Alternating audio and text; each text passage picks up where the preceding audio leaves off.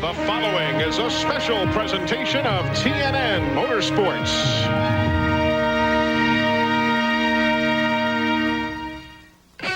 Dover Downs, a gateway for first-time winners in the NASCAR Busch Series. Mike McLaughlin, Johnny Rumley, they both turned the trick in 1995. But in 1996, Series champ Randy LaJoie owned the monster, sweeping both races. In 1997, LaJoie is again entrenched in a fierce battle to regain his throne. This time the opponent, three-time Dover winner, Todd Bodine. Who will slay the monster today? Find out next.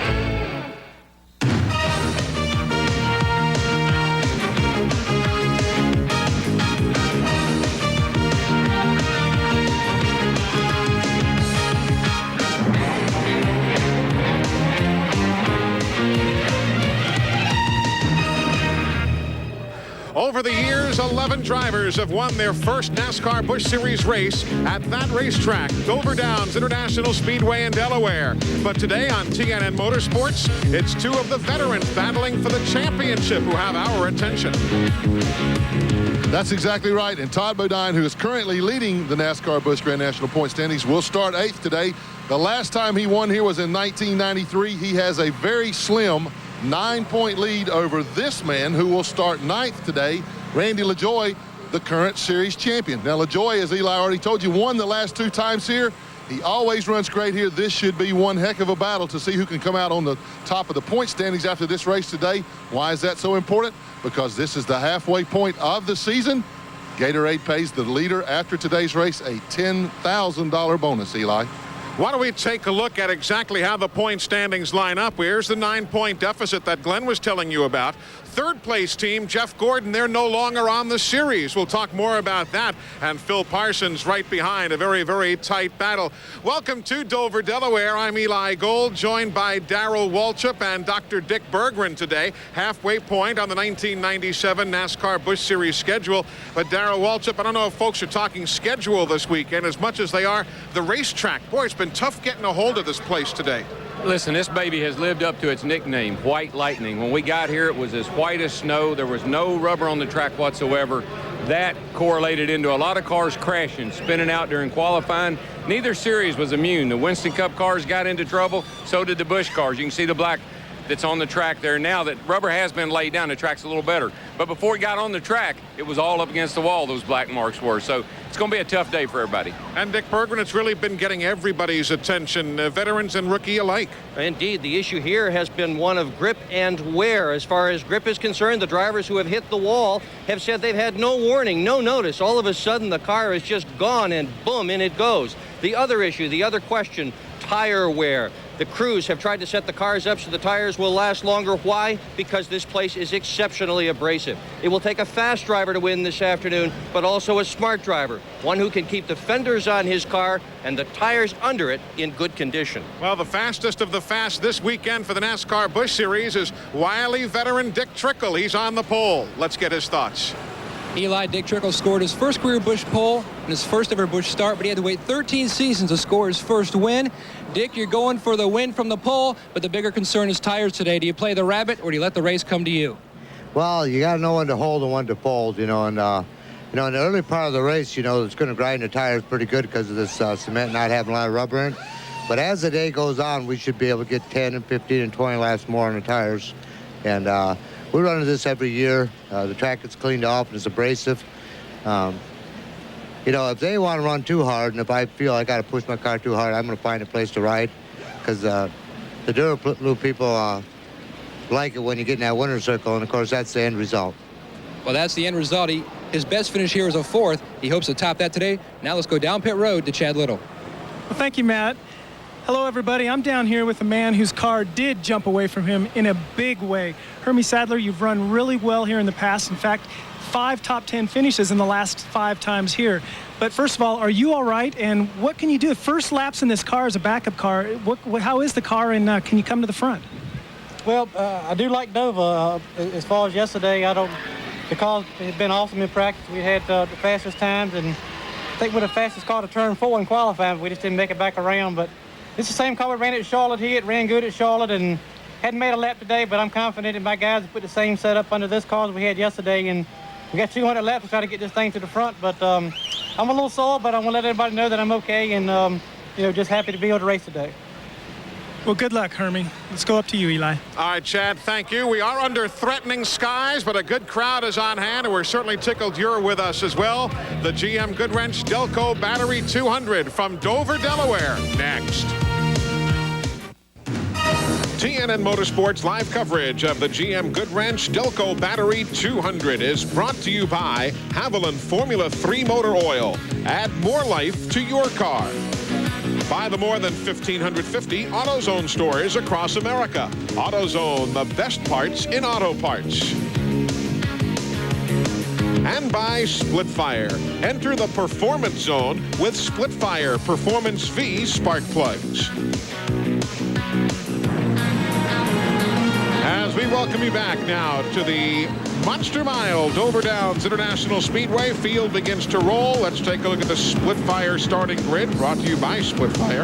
Enter the performance zone with Splitfire Performance V spark plugs. Dick Trickle on the Busch pole. Bobby Labonte's last year's pole winner starts on the pole here tomorrow as well. Terry Labonte, a former Busch Series pole winner here. Elton Sawyer back on track after a 43rd place finish a week ago. Stevie Reeves, his 7th race here. And how about Phil Parsons? 9 top 10 finishes in his 11 Dover races. He finished 7th. Elliott Sadler did in his only Dover start. Todd Bodine, the point leader. Randy LaJoy, he won both events a year ago, and first start on the top 20 this year for Randy Porter. Tim Fedewa is 8th in points, and Mark Green goes in 12th. First Busch Series race was here for Steve Park back a couple of years ago. Jeff Burton fastest in the final practice. Joe Bessie and Ron Barfield in his first Dover start. He wrecked here yesterday.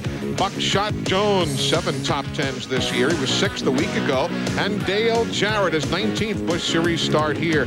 Kevin LePage had a great run a weekend ago at Charlotte. And Glenn Allen, who missed the race a week ago, is now in the top 20 here. Ricky Craven, 6 top 5 finishes and 7 visits to the Monster Mile.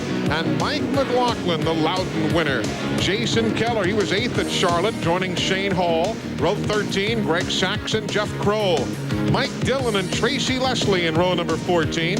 Michael Waltrip, who won here in his 4th Busch start back in 1988, starts in 29th, and Mark Crow will go 30th. 31st, Dennis Setzer, he was 10th at Nazareth. Matt Kenseth moving up in the rookie standings in this his 6th race. Patty Moise, first race of this year, but it's our 114th career Busch Series start. Johnny Chapman, 2nd in the rookie points. Jeff McClure, Andy Hillenberg. Jeff Fuller in a backup machine. You heard from Hermie Sadler and Sterling Marlin going shotgun on the field. Now for the AutoZone race analysis, brought to you by the more than 1,550 AutoZone stores across America. AutoZone, the best parts in auto parts. There you see the numbers. Harry Gant, who ran this track probably better than anybody. He continues as the all-time leader here. Along with the Channel Lock team today, as is the case on every one of our Busch Series. Dale Jarrett has us aboard his White Rain machine. Mike McLaughlin starting middle of the field. His on TNN Motorsports. Bobby Labonte. They're behind the pace car, starting outside of the front row, and our pole sitter, Dick Trickle, side of Wisconsin Rapids, Wisconsin, as the field is about set to get the 1 to go signal, and we'll be going racing high above the speedway. We've got the Brute Blimp bringing us the overhead cameras, and as well you know, Darrell, that is the best smelling blimp in the air. It really is. I almost missed my cue there. I was saying it's much hot air in that thing as there is in the booth. Thank you very much. Anytime. That was my brother hanging out the window of that pace car. You know, he tries every way he can to get on camera. I don't know if anybody recognized him or not, but that was him. He was something there that weekend after the Winston, I'll tell you. Folks are still talking about it. Let's go down to the pit lane and Elton Sawyer update. Eli, the last 3 of the last 4 races, Elton Sawyer has not made it outside of 10 laps. They're hoping today they can get that bad luck off He says, if we make it to lap 11 without crashing or getting in someone else's mess, you can better believe my crew is going to be doing backflips up and down pit road. So we've got our fingers crossed. We just want to get this bad luck off our backs. He has fallen victim to accidents in 3 of the last 4 races. So indeed, Elton Sawyer trying to get himself back in gear. Yeah, you know one thing about it, Eli, starting on the outside here doesn't help that cause at all, because that's a bad place to be on the start. But at least it's less likely the accident will happen in front of him, and that's why he put so much effort into qualifying. He really wanted to start up front, hoping it was all going to happen behind him. 24 degrees of banking. The straightaways are banked 16 degrees, and the straights are very, very short, just 1,076 feet each. A certified 1-mile racetrack here in Dover, Delaware, the state capital of our first state, and we await the green. Got to kind of hold our breath. We've seen a lot of trouble on these starts here. Dick Trickle jumps off into turn number 1.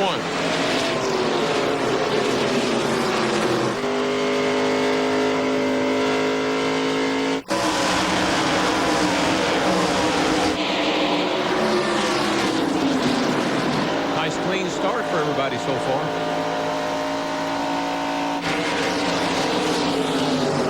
Folks, with some give and take here on the first lap of 200. Dick Trickle in the 64, the Dennis Shoemaker car. Shoemaker is from just down the road a piece in Ocean City, Maryland. So he is the sentimental local favorite, if you will, as far as car owners are concerned, as you ride with Bobby Labonte. Hey, doesn't look like he's working too hard yet. He wasn't fighting the wheel or anything, so he's his car obviously feels pretty good to him. This is the first time Trickle has ever led a Busch Series race here at Dover in his 6th Busch Series event here. He has led 2 NASCAR Winston Cup races here. I tell you one thing, Eli, you don't see the cars get in single file this quickly very many places. I mean, boy, they got single file real quick. Well, they respect the racetrack here and all that's gone on this weekend.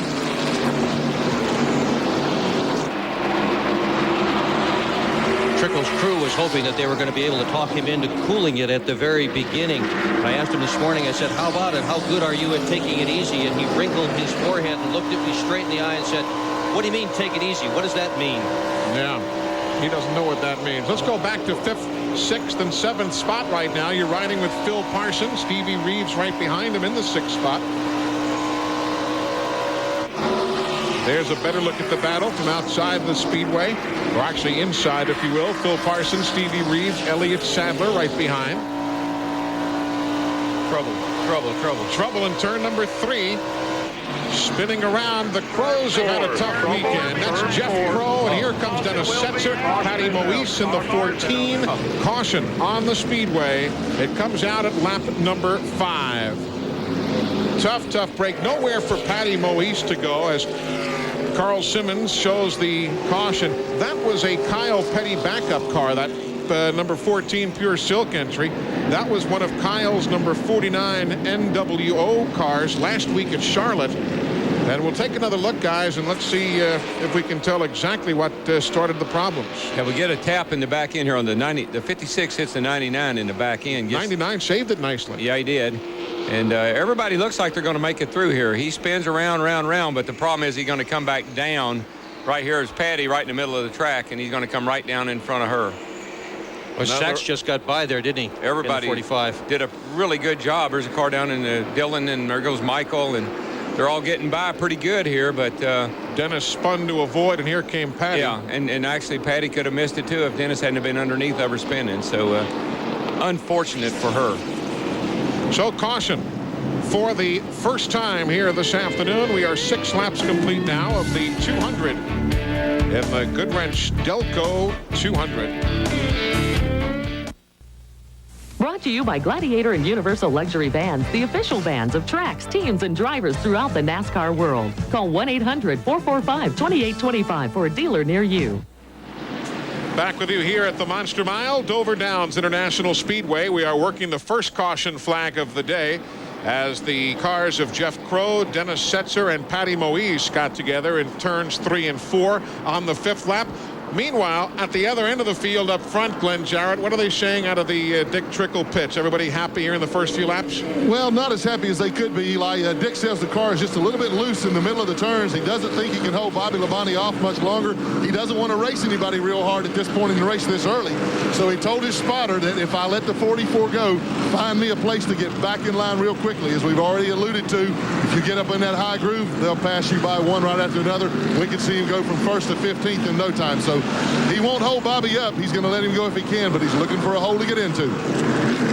Pit stops taking place now. Dennis Setzer is in. So too the Mark Crow car. We're seeing stops from Tracy Leslie.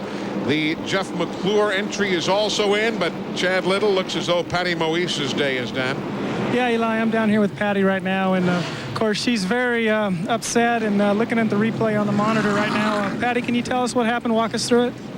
Yeah, Chad. Well, I don't exactly know what happened. It started happening, you know, a little bit before I got there, and everybody was slowed down. The spotter said there's, you know, wreck in front of you, so I slowed down. But you know what it's like to try to slow down in the middle of the turn.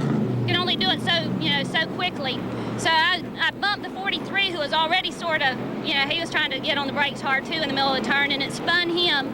And then I could have made it around him, but whoever spun in front came back down across the track, and I just couldn't miss him. I hate it for the Pure Silk people. We'll be back at Watkins Glen. Just a short day. All racers have optimism. She'll be back next week. Back up to you. And of course, that race from Watkins Glen you'll be seeing right here on TNN Motorsports in late June. We've got lots more coming up. We're still early. Both caution flags being displayed here in Dover. Winnebago Industries, the official motorhome of TNN. Stop by your local Winnebago or Itasca dealer now and see the new models available. For more information on the Winnebago Motorsports team, please call 1-800-643-4892, extension 2. Commercial transportation for this broadcast has been provided by Ryder, the official transportation company of Opryland. And today's broadcast is also sponsored by Featherlight Trailers, the official trailers of NASCAR, IndyCar, IRL, and major sponsor of the NHRA. Remember to call Featherlight for all of your trailer needs at 800-800-1230 or 319-547-6000. We're a half lap from going green. An update now from the Dennis Setzer pit. Eli, a lot of cosmetic damage on Setzer's Chevrolet. Nothing major, though. They put a lot of duct tape on the left front. The valance is dragging a little bit. They had to kind of pry that up, use the Roush roller on the wheel wells. But they say as far as the car goes, it should be okay. Little work yet to be done on the cleanup, and they have put the lights back on atop the caution cars. We're another lap or so from going back to green. How comfortably can you get at a racetrack like this, Darrell? I mean, some tracks, guys tell me that, of course, forgetting the mental strain. At a Talladega, you can go down the backstretch, at least wiggle the fingers on the steering wheel and kind of get the circulation going. Do you have any chance to breathe at a place like Dover? I think one of the things we alluded to in the opening was how addicted, how the cars are just jumping out from under the drivers. When you go through the turns here as fast as you do, you don't have the side bite here. The tires don't get the grip that we would like for them to have. We don't have the side bite, the G-force getting through the corner. And the track's a little rough. It's got that pitter-pat that you get with concrete. Not a lot of grip, not a lot of side bite. You get the car hopping just a little bit and it'll jump right out from under you in an instant. That's what the driver's on the edge of his seat about all the time. Never comfortable enough to really jerk that wheel to the left like you'd like to on some racetracks. Yeah, and never comfortable about knowing when the car is going to go right out from underneath you. This at 140 miles an hour. And so many of the drivers this morning in the garage area seemed legitimately quite concerned. I won't call it fear, but it is just a whole nother emotion realizing what's going on here. And that backstretch too, Darrell, on top of everything else, is 10 feet narrower than the exit of the turn. Oh, yeah, it looks like a tunnel when you go down the back straightaway. The other factor here, too, is tire buildup, tire pressure buildup, air in the tires. We're seeing 15 to 20 pounds of buildup inside the tire. That changes the way the car drives, handles, and feels dramatically to a driver. Well, let's see what happens here. We're getting set to go back to green. Early stages of the 200-miler here at Dover Downs. We had one caution, lap number 5, putting Patty Moise into the garage area. Jeff Crow and Dennis Setzer were also involved. Green is in the air.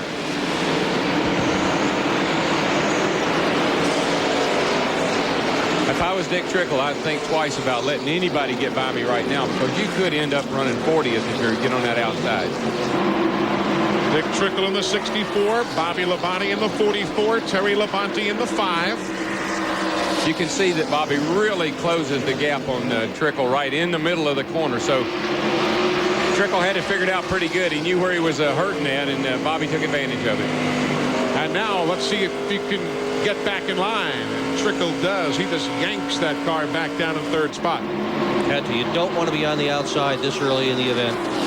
Now, you know, Eli, I'm usually a big Terry Labonte fan. I always call Terry's number and say, watch him at the end of the day particularly. Right. I told Terry at Charlotte, I said, man, you've been letting me down. What's going on? He said, I got me a brand new motor this week. Watch me this week. So I got a lot of confidence in Terry Labonte this week.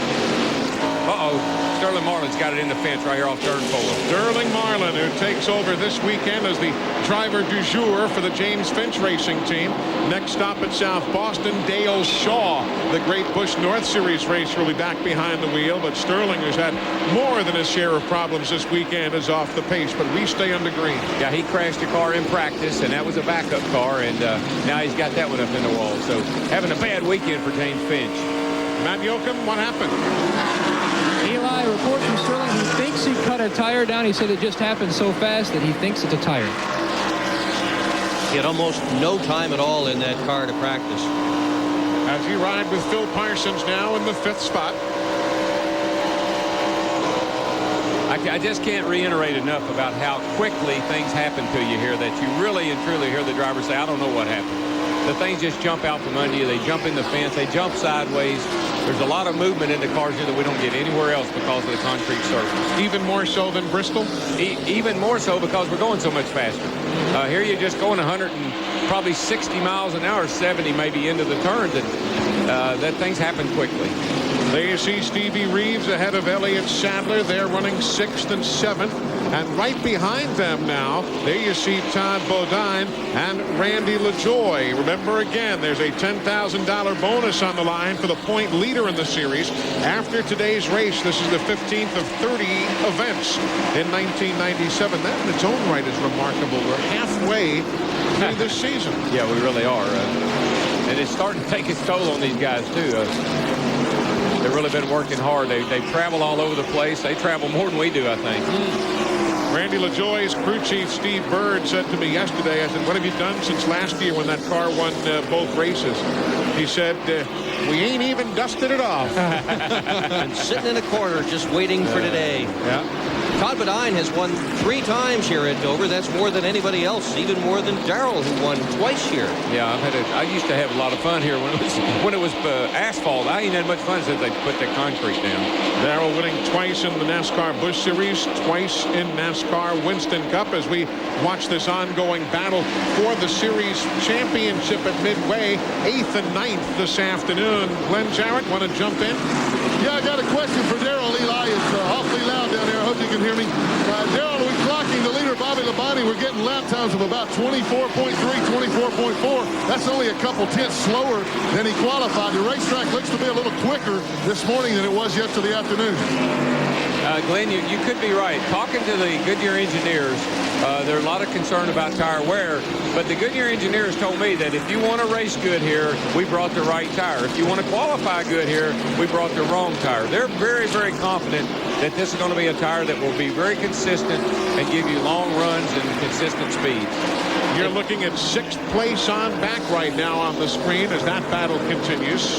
And they also say the tire will get better as the race wears on. And what that basically means is that this event should get increasingly competitive as we get closer to the conclusion of the race. A 200-mile, 200-lap contest. Around the Jeff McClure machine, Elliott Sadler had a little kick out there. Little yahoo there.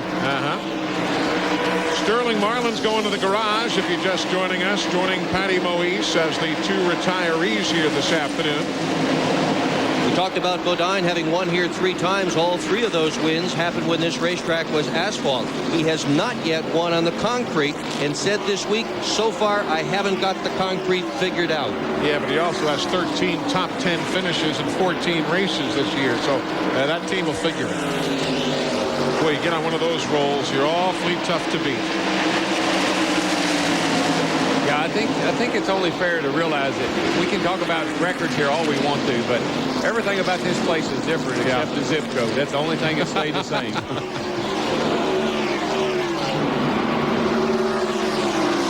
Now let's take you overhead. There's Stevie Reeves in 6th, as you see across the top of the screen. And we'll show you the interval now, looking back towards the front. And the interval from 6th place back on around towards Bobby Labonte. That is what 5.1 seconds looks like on the racetrack. That interval we just showed you from the 44 back 5 seconds to the number 96, Stevie Reeves, and all the guys behind him. We're still early. It is a shell game right now at Dover.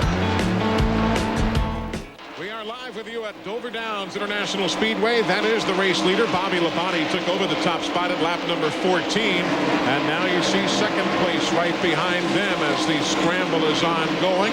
And further back even still, that's that pack of Reeves, Todd Bodine, Randy LaJoie, and his chaser right there. That's Steve Park in his second ever NASCAR Busch Series race here at Dover Downs. If you're wondering about Elliott Sadler, there he is trailing this pack right now. And that number 29, he kind of got caught up in traffic, DW, and it cost him about a quarter of a lap. Yeah, he was ahead of that group of cars there, just ahead of Stevie Reeves and LaJoie and them. But he ran up on the back of a slow car, had to get out of the gas, but I give him a lot of credit. He didn't try to do anything crazy. He held his line, let them guys get by and fell in behind them, but it cost him a lot of space on the track. 33 of 200 laps complete on the board right now. Great run for Stevie Reeves at 96. No kidding. I mean, you know, the guy doesn't get to get up front all that much, and it seems like he's always plagued with some kind of problems. Is having a pretty darn good run right now. It's just amazing to me how some guys, I mean, he is a very capable driver. We all know that. We've seen him driving everything, but he just can't seem to get it all together here in the Busch Series. And got good sponsors and good equipment. Takes some guys just a while to hit that comfort level. It's all in the combination, Eli. That's what they always told me. You got to have the right combination. I don't know what they were talking about, if they were talking about a car, driver, crew, sponsor, but you got to have the right combination. Well, he's looked a long time. He's had 67 career starts up until today. Best career finish, 6th, 95 Richmond. He kind of needs to get going.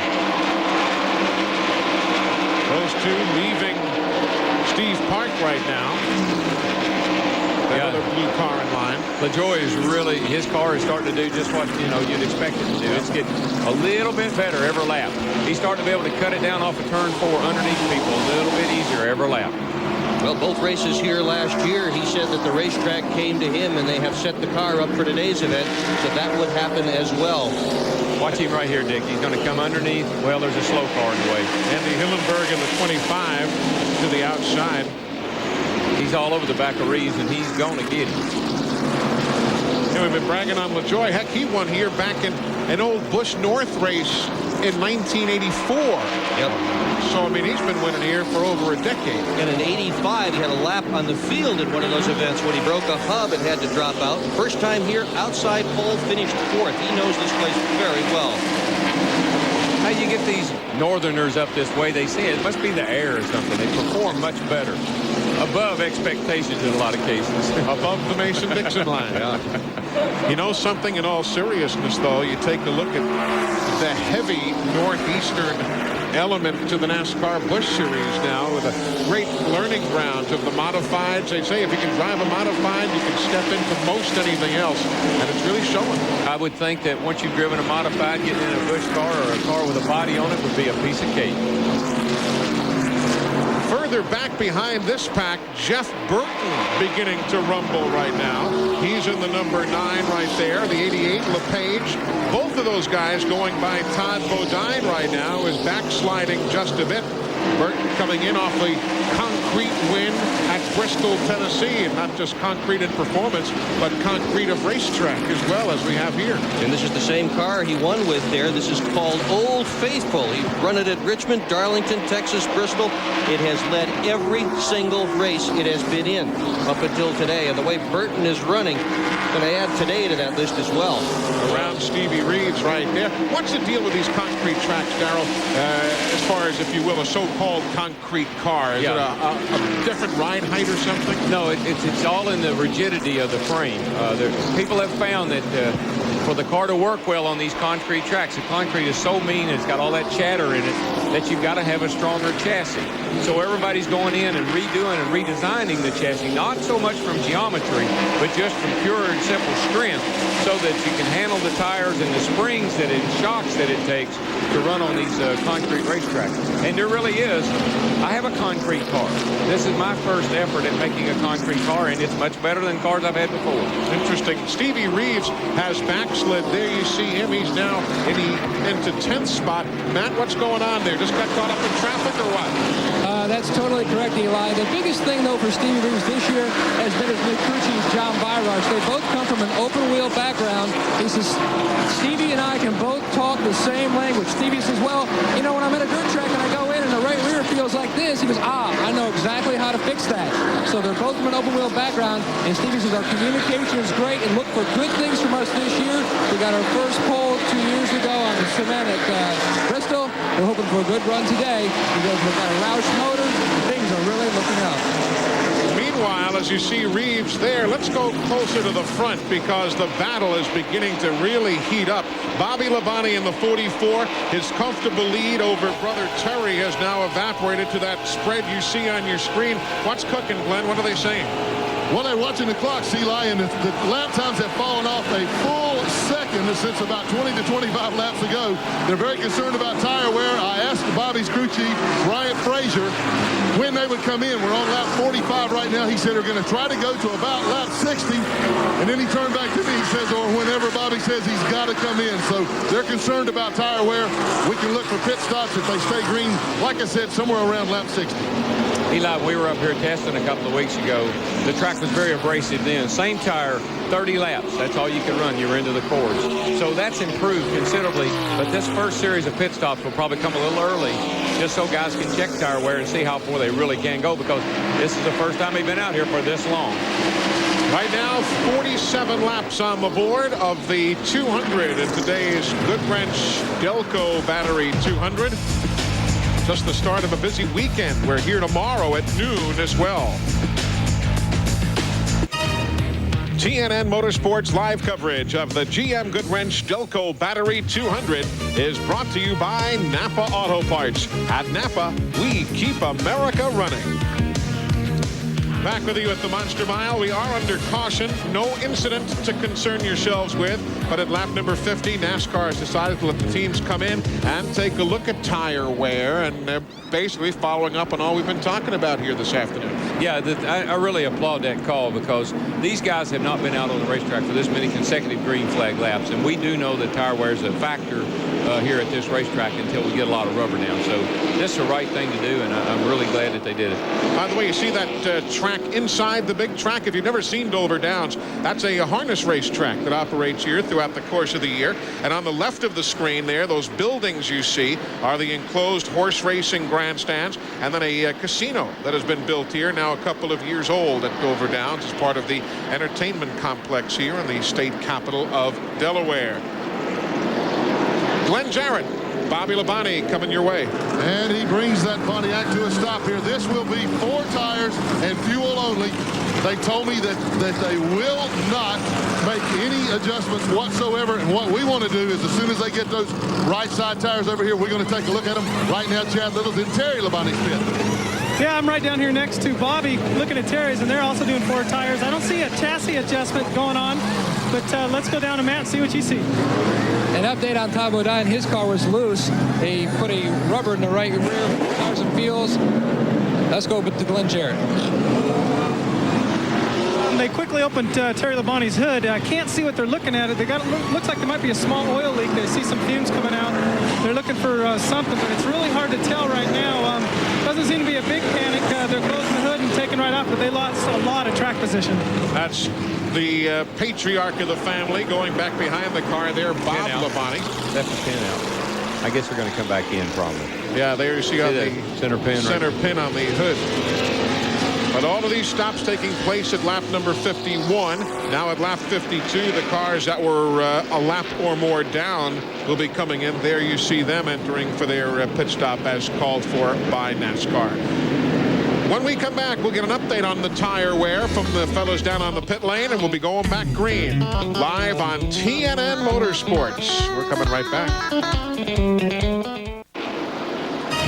Getting set to get the 1-to-go signal here at Dover Down Speedway in Delaware. All right, Glenn Jarrett, how'd those tires look coming off the cars here? Well, so far they're looking real good. We got Tony Freund down, who is with Goodyear. He has checked Bobby Labonte's and Terry Labonte's tires. Of course, he's talking to everybody. Just real briefly, Tony, what do they look like so far? Oh, tires look fine. Wear rates have really slowed down from when we arrived here yesterday. Everything looks fine. Well, it certainly does from my point of view, too. Let's go to Matt. The Busch Series guys aren't the only ones concerned about tires. Todd Bodine's brother Brett is down here. Brett, you're looking over the tires. How'd they look to you? Well, the tires look great. Goodyear, very fortunate that the tires are looking real good, and the track's rubbered in a lot. And this racetrack's changed a lot since these guys last ran on it yesterday afternoon, and they're all fighting their handling problems a little bit. Todd's a little bit loose, but they'll get that Stanley Tools for dialed in. Well, let's go to Chad Little.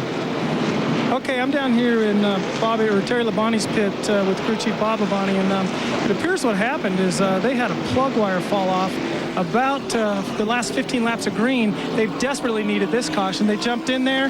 They put the plug wire back on. They think that's the problem. They did have some missing in the last practice yesterday, but they're all confident that they found the problem. Now, we looked down the pits. We saw Phil Parsons come in, and all we could tell is he put another left rear tire on. So we assume that they made a mistake, and they got the incorrect left rear tire on there, but they replaced that, and we'll have to see how he's running now. Back up to you. So green flag is in the air, and we head back off into turn number 1. Restart at lap number 57. Well, that's two good cars at the back of the field. There's Terry Labonte and Phil Parsons, and they got their work cut out for them now, buddy, to get back through all that traffic. 25th and 26th, respectively. They've got a lot of traffic to get through to get back to the front again, Darrell. Yeah, and they were running 2nd and 4th, so bad timing on pit stop. I guess maybe good for Terry. A lot of racing still to go, though. We're only about 57 of 200 here today. Yeah, just the thing that always worries you, when you get all the cars bunched up on these restarts, there's something can happen in front of you. You just got to be on your toes. Drive aggressively, but drive cautiously.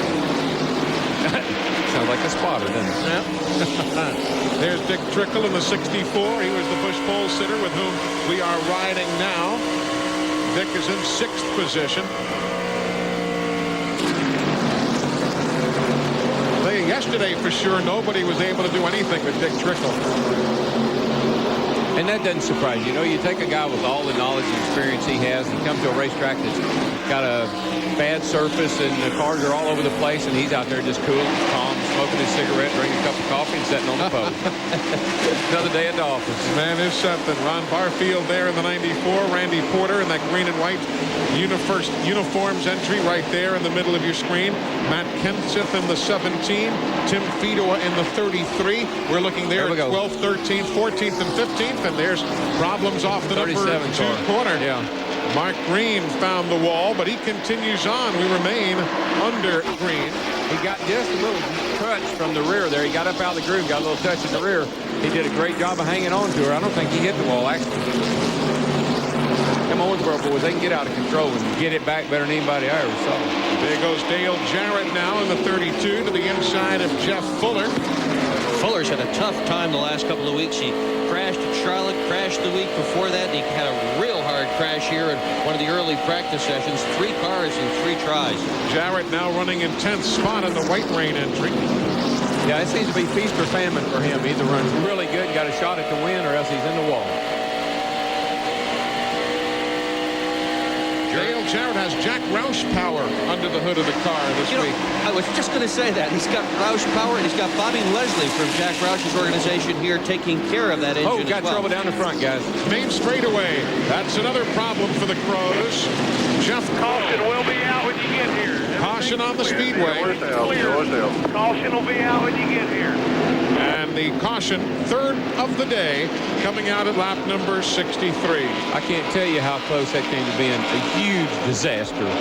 Guys did a great job. There was some bumping that went on behind that guy there that was spinning, but everybody was able to hang on to him. Meanwhile, Chad Little with a further update on that stop by Phil Parsons a while ago. Well, thanks, Eli. In all fairness to Phil's team, we had to come down here and find out for sure what was wrong. It wasn't the wrong tire on the left rear. They did have a flat. Phil recognized it, came in real quick. They changed it, and now they're trying to find out from NASCAR if that's going to go against them, and they're allotted 3 sets of tires for this race. So that's the clarification on the Channel Lock team. With that stop of earlier, Phil being shown in 24th spot. There's Joe Bessie, and he has had a problem here also, Matt. Eli, during the last round of pit stops, the jack fell just when tire changer Ricky Viers had his hands inside getting ready to pull the tire off. The fender pinched his fingers. He's heading back to the Winston Cup garage. They've got ice on it. It's wrapped up. But keep in mind, he also has to change tires for Ward Burton tomorrow. Ricky says he thinks he's going to be okay, but they're going to have to check his fingers out. I'm down in Terry Labonte's pits. I asked his father and crew chief, Bob Labonte, if he was okay now. They said, yeah, that solved the problem. He will not be back in. We picked up a radio conversation between Steve Park and his crew chief, Tony Urey. Steve wanted to know if those were stickers they put on. Tony said, yep. Steve said, well, they're very, very tight. He's tied in and tied off. That means one thing, I think, Darrell, they're finally starting to get some rubber build up on this racetrack, so we can see some real racing now. Yeah, and you know what they'll do now? They'll look for a new groove. They'll start moving up. Yep, that wore that one out, go to another one. And how many of you folks are at home waving your fingers right now after that story that Glenn told, or that Matt told before about Ricky Viers? There's Mike McLaughlin, the guy they call Big Guy, is jacking up the car, Matt. Well, they're taking the outside tires off. It's going to be a 4-tire stop for Mike McLaughlin. 4 tires in fuel. He just missed that crash in the front straightaway. They were taking a big sigh of relief because it happened right in front of him, and he's down and away. Mike looking forward to a good run here today. He finished 33rd last week at Charlotte and dropped to 9th in points, trying to turn that around here today at Dover Downs. About set to go back to green here at Dover Downs, Delaware. Let's take a look again at what went on a moment or so ago, and this kind of answers a question, Darrell, about Mike McLaughlin's situation. Yeah, he's coming down here, and he's really coming fast, and all of a sudden, that car, he doesn't know where it's going to go. He had to lock the wheels up. I'm sure he flat spotted his tires, and that's why he had to come in and get 4 tires. Very reminiscent of a situation that happened to him down at Talladega. That's right. And McLaughlin won here the very first time these cars raced on the concrete. That was June in 1995. The tire they're running today is very similar to that tire, and you might think, oh, they are going to be in great shape for this race, but the crew said, nope, takes a whole different setup. So with those tires having been flat spotted, McLaughlin makes the change. We're set to go back to green here, wrapping up the 3rd caution of the afternoon. Little tip of the hat to Kevin LePage, who started 19th. He's running in 7th now on this restart. We'll update you here at lap number 68 as we go. Yeah, Kevin and Jeff Burton have made really, really big gains from toward the front, all during that 50-lap run. And I think Burton's going to be somebody they're going to have to deal with here pretty quick. Yeah, he's come from 14th all the way up to 3rd spot. Riding with Dick Trickle as everybody you see sorts themselves out on the restart. Yeah, I just hope they stay that way. Sorted out. That's 1st and 2nd right there. Bobby Labonte and Randy LaJoy. Labonte took the lead from Dick Trickle at lap number 14. There's Jeff Burton closing in a hurry now. He's cleanly in 3rd. Remember last week at Charlotte Motor Speedway, if you were there or watched it, this guy, Labonte, in the 44, led so many laps and then dropped out with what everybody thought was a blown engine. It was just a valve spring. They changed all the valve springs. Same motor in the car today. It looks like it's running just as well as it ran last week, too. Yeah, he and Terry both. That was what Terry was telling me. He's got an engine just like Bobby's this week. He didn't have last week. He was very, very confident coming into this race that he was going to have a good day. T&L in both cars. There you see 1st, 2nd, and 3rd. That's the 48 car, I think, going up high in turn 3 there. But everybody stays clean and green. There you see Randy Porter, the green and white machine. I think he may have cut a tire down or something, and he just took off. Right front looks a bit soft there. course, there are some teams who have over the years dropped the tire pressure a bit here at Dover in particular. Well, as I said earlier, Eli, we get 15 to 18 pounds of buildup in that right front tire. You try to compensate for that somewhat, and you got to be careful. You get it too low, you'll tear the bead up in the tire, and the tire will blow out on you. Randy LaJoie there in second. You know, it doesn't matter where he starts. Started 9th today. He's running second. He won here last June, starting in 16th. He won here in September, starting in 24th. Yeah, I told Mr. Bumgardner I have been totally impressed with his operation, because whether it's Johnny Benson or Randy LaJoie or whomever they put in that car, Birdie and them, they get it working for them, and they're contenders. If you're a Sterling Marlin fan, he is back on the racetrack now after an accident earlier, and there has Dick Trickle in the wall. On the bottom, Dick stay hard, Trickle stay up, and come on. Keep digging. Hard in the wall. Whole back end of that car is collapsed. The leader has gotten it at the stripe, so we are under caution. Bobby Labonte shows the way. Dick Trickle. Yeah, he seems to be okay. He's trying to get her fired up there. That's Dick the Leroy Trickle right there. I hope he's fine. He seems to be. They're saying at the moment that Sterling Marlin was back on the track 56 laps down, and no sooner did he come back than Trickle had this problem. Dick says, heck, I've driven cars like this. Let's just fire up and go. Yeah, well, like I've said, riding a wrecked race car is a whole lot better than riding an ambulance any day. Amen to that. Oh, look at the back end of that car. Just pushed right to the back tire. Looks like it went under the fence. It looks like one of those old Gremlins or something. Let's take another look here and see exactly what we can find out. That's Kevin LePage there with him. He just gets up a little high, and well, I don't know if there was contact or if it was air, or if it just went. It's hard to say. Oh man, that was a lick. He hit hard. But knowing Trick like I do, I think he may have got nerfed. See the coil spring come flying out of the back end of the car? Yeah. That's how hard he hit. Took the spring out.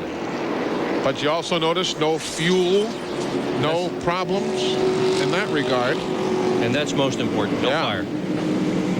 But I really couldn't tell. We'd have to get an update when we hear from Dick Trickle as to what transpired there.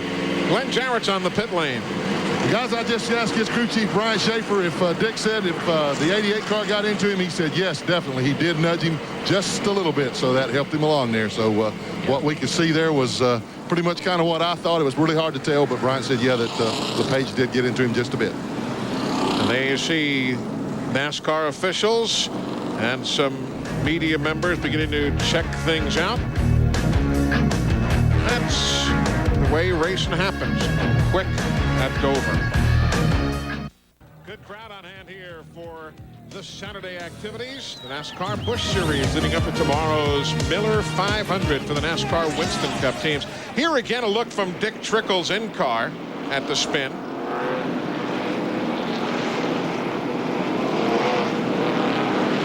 Around she goes. Camera didn't like it either. I think it speaks for itself.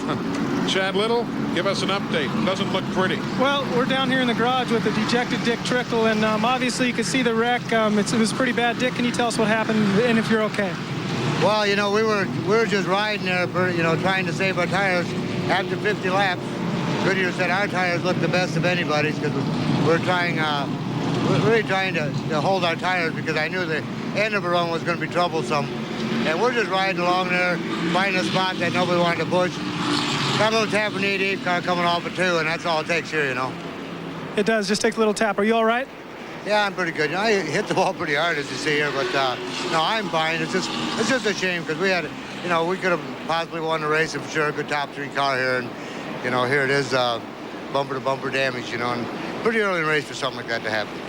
All right, back up to you, Eli. All right, Chad. Dick Trickle was 6th in points.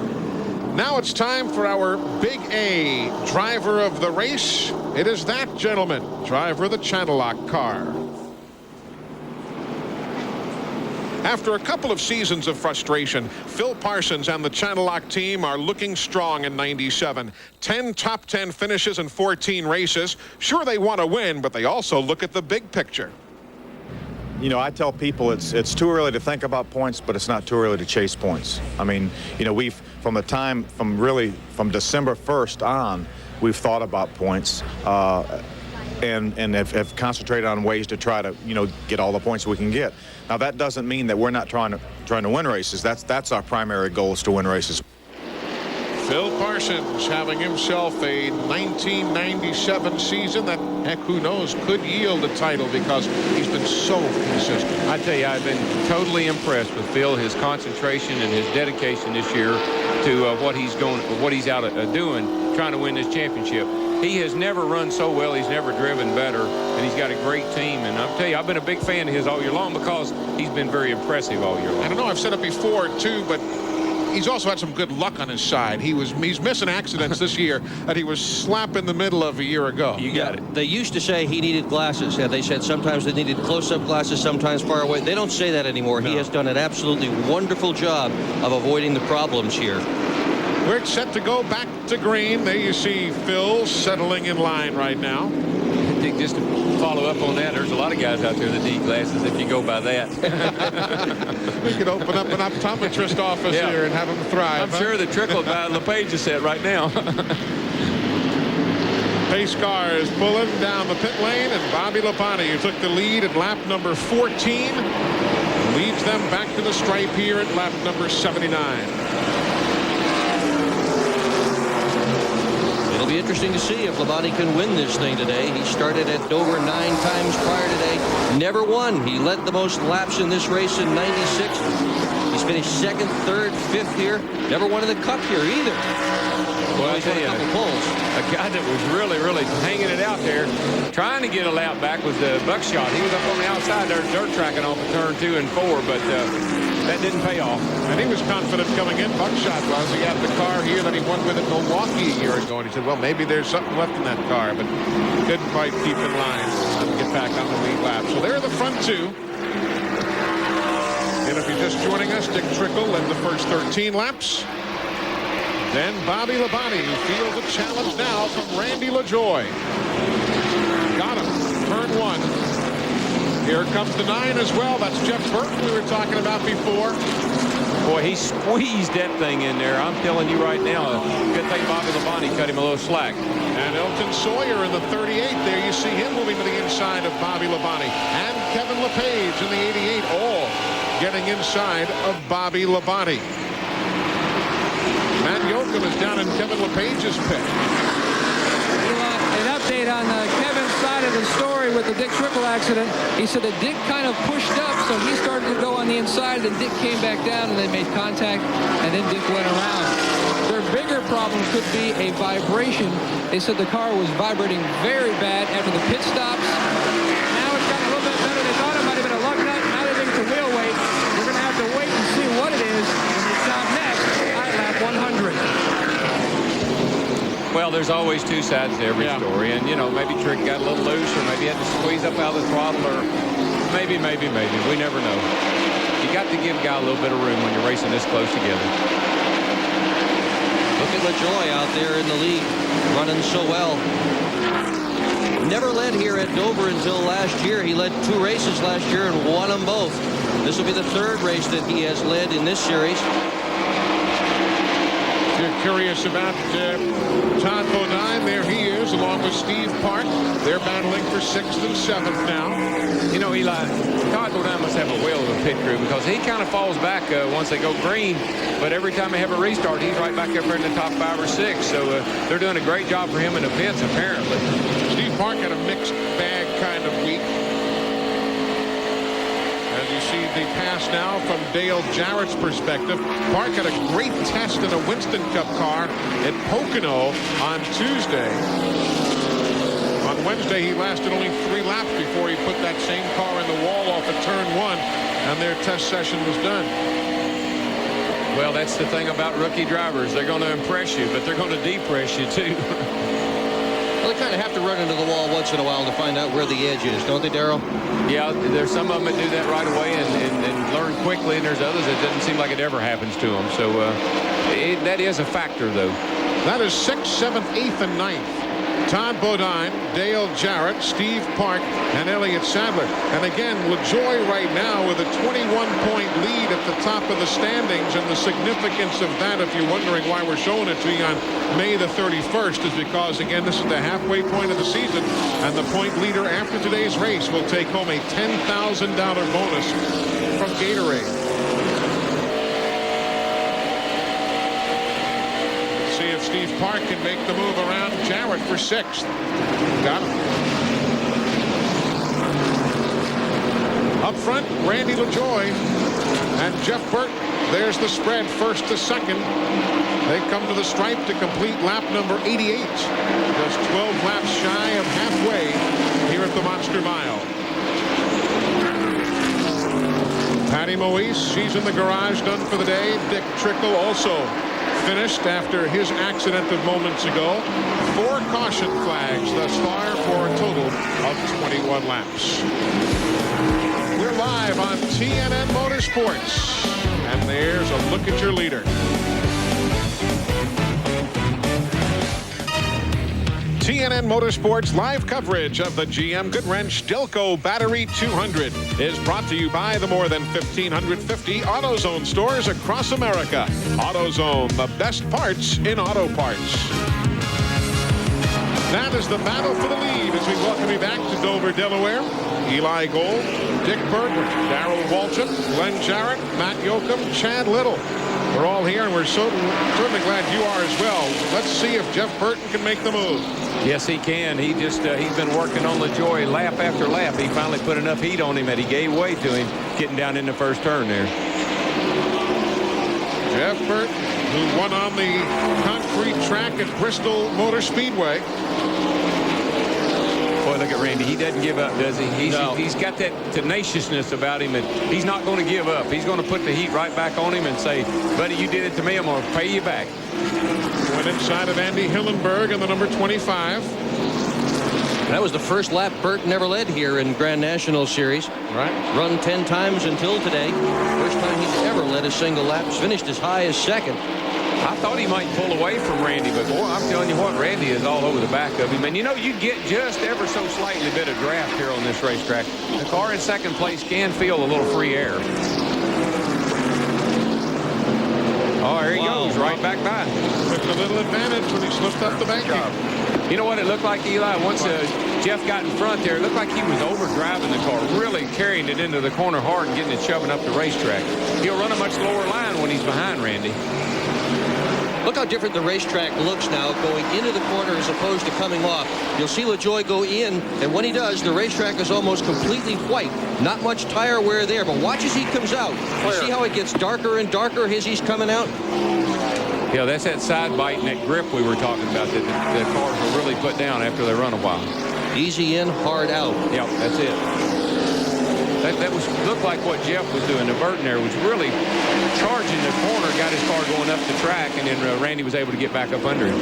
Well, that's how most of the guys have gotten in trouble here, going into the corner too hard, and then the back end gets around on them, and they find the wall. So the other guys have seen what's happened and kind of taken it a little bit easier going into the corners, except these two.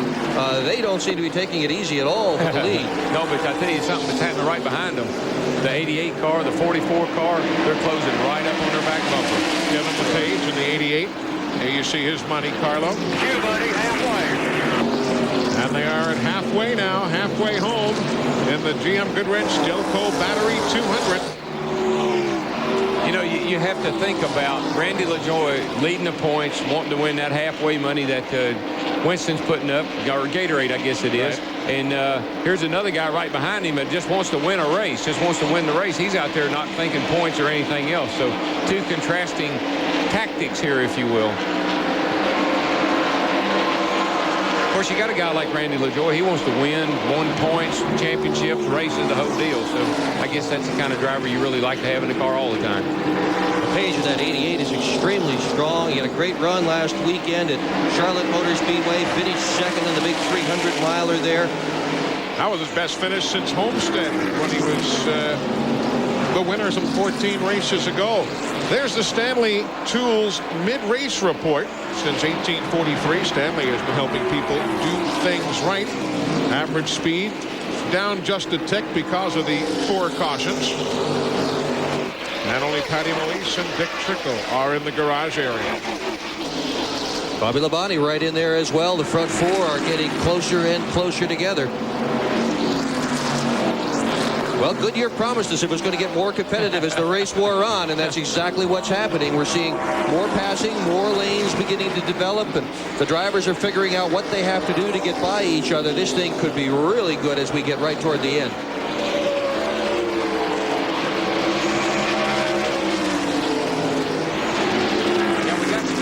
Racing going on everywhere, really. We got 34 and 10 back here. Mike McLaughlin and Phil Parsons, and they've had a whale of a race ever since they went back to green. Phil's been up beside of Mike a couple of times, but he hadn't been able to make the pass. That's 20th and 21st positions now. Those battles that are ongoing there between McLaughlin and Phil Parsons. And if Phil has a good day, and really by default, he's going to move into 3rd place because Jeff Green, as you mentioned earlier, Eli, is not running the Busch Series this year or this week, and I guess he won't the rest of the year. So Phil's going to ease himself right into 3rd place in the Busch Series standings. NASCAR timing and scoring presented by MCI across the top of the screen. And you know what? Just being a race fan and watching races on TV, there you go. Jeff Burton takes it right back for the lead. But I was going to say about the timing and scoring across the top of the screen, it's the best thing they've ever done. Because, man, it sure is frustrating if you're a car owner or an interested fan sitting at home. Wonder where your favorite driver's running. Well, the way they do that, and it's, boy, look at this battle as well. The way they do that is each car has a transponder. It's a little electrical box that rides in the back end of the car. There's a couple of wires buried in the racetrack up in the turn 4 area, and every time the car goes over those wires, it picks it up electronically. It sends everybody's lap times, lap speeds, positions. The whole thing is electronically done now, so everybody knows where everybody's at. Yeah, there's Steve Park's mom. Yeah. Sure right away. There you go. The whole family is here from East Northport, Long Island, where, of course, Bob Park, a long-time NASCAR modified great. Phil Parsons finally making that move on McLaughlin there. 20th and 21st swapping positions. Johnny Chapman has gone to the garage, as has Greg Sachs. Chapman was 2nd in the NASCAR Rookie of the Year standings for the Busch Series. Already some 500 points behind Park, and this will not help with Steve running as well as he is, and Chapman in the garage. But that's how it stacks up front right now, with Burton showing the way ahead of Randy LaJoie. Middle stages in Dover. That's the battle for the lead here at Dover Downs International Speedway. 25.5 seconds. It's what it's taken these guys to make the lap now here in the middle stages at the Monster Mile. Randy LaJoie and Jeff Burton showing the way. You've got right behind them Kevin LePage in 3rd, Bobby Labonte 4th, Steve Park is 5th, Dale Jarrett is 6th, Todd Bodine, Elton Sawyer, Michael Waltrip now 9th, and Terry Labonte running in the 10th spot. He's beginning to creep back up to the front. Your brother's doing well, DW. Yeah, the old Band-Aid car is running pretty good today, and Michael told me he thought he had a car good for the long runs. And then, of course, I told you early on about Terry. He felt he was going to have a great day. Had that problem with the plug wire. Had to go to the rear of the field, but he is coming back with a vengeance. And there they are, 9th and 10th. We told you about Hermie Sadler earlier in the day. There you see Tim Fedua in the 33. He's running 14th. And Hermie, who started all the way back at the end of the field there in 38th, he has now run up towards the 15th spot. Remember, he's got top 10 finishes now 5 times in a row here at Dover. And he's also got a pair of black eyes. He hit the wall so hard yesterday that both eyes got blackened. He said he's stiff, he's sore. It's the same car he ran in Charlotte. They didn't even have time to cosmetically fix it up. And a lot of courage to be back out here again, running as hard as he is, given how hard he hit yesterday. Now, we showed you that wreck earlier in the telecast. He took a lick. Yeah, he did. And Doc and Eli, he was the fastest guy in practice, and he was going to sit on the pole. I think he just maybe tried too hard. And, Buddy, when that thing came out from under him, it went into that outside retaining wall about as hard as anything I've ever seen. And that number 94, Barfield, he had a wild qualifying run. He Lost it off the fourth corner. He came across the line backwards. And so some of the guys in the garage were saying, well, with the transponder in the back, maybe that's smart. You put the back end of the car across the line first, but they don't do it that way. They do it with a timing light here rather than the transponder for qualifying. Well, the folks at Napa, they keep America running and keep that scoring banner running for you. There's Matt Kenseth, number 17. Haven't talked much about him today, but he is now in 12th spot. He started 32nd, and, you know, he is really impressed since taking over early in the season from Tim Bender. Yeah, he's come up through the ASA ranks, and he's made a lot of good impressions on a lot of people, and he's doing a whale of a job in that car right there. He never saw this place before he came for this race weekend. Had never been to Dover, Delaware, and given the level of difficulty of this racetrack, boy, he's doing a terrific job. Back up front now with Randy LaJoy and Jeff Burton. Only 6 races left on the Busch Series schedule for Jeff Burton this year. Running not obviously the full schedule, but a limited schedule. They won at Bristol, as we told you. We haven't talked much about our old friend Elton Sawyer. He was wanting to get past that first 10 or 15 lap mark, and he's done a whale of a job of doing that. His car's running really well, very competitive, keeping up with everybody. Chad Little, what are we looking at now pit stop wise? These lead lap cars pitted at lap 51. How close are we, do you think, for another round of stops? Well, I think we're within the window to have a pit stop right now by some of the leaders. They could come in right now and go the distance on fuel. We know that the tires are a concern, but talking with a few of the leaders, they think they can go the distance on tires as well. I wouldn't be surprised to have some of the guys come in right now, and then they can go the rest of the way without a stop. So at lap 124 right now. Why don't we break away real quickly, and we'll be back in time for those pit stops for you. It's all live here on TNN Motorsports on a cloudy but an exciting day in Dover, Delaware. Welcome back to Dover, Delaware. You're watching the 19th place man, Phil Parsons, try not to go a lap down. Yeah, he's trying. He's worked hard to keep them behind him, but they got a little bit more steam than he's got. Saw the sheet metal in the back of his car flopping around in that in-car shot. He got a smack in the back end somewhere along the line. Back to Glenn Jarrett. Guys, I was asking Steve Bird, crew chief on the 74 car, how far they would go. Had to write him a note. He said to lap 170. The car owner, Bill Bumgarner, took it from me and wrote VL saying to victory lane. They're saying they can go to lap 170 before they have to come back in. I don't know about that.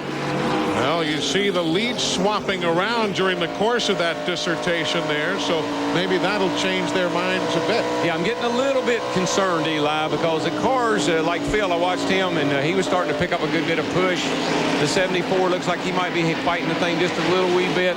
That's a good indication the tires are going just about as far as they want to go, so I wouldn't mind seeing something happen here on tires pretty quick. We're at lap number 129. The last stop for the leaders came in at lap number 51 when NASCAR had the tire stop mandated. There have been a couple of other cautions since then, but only a handful of teams took advantage of either of those cautions.